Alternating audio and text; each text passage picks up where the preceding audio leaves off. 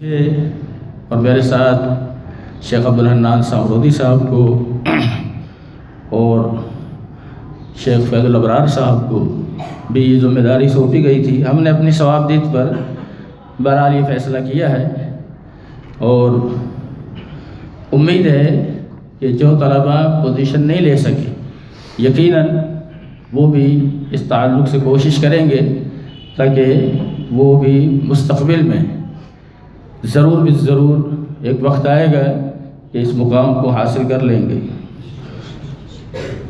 اس مقابلے کے شریک اول، دوم اور سوم طالب علموں کا اعلان کچھ اس طرح سے ہے کہ سوئم پوزیشن پر جامعۃ الاحسان الاسلامیہ کے طالب علم عمران فیض بن فیض محمد ہیں۔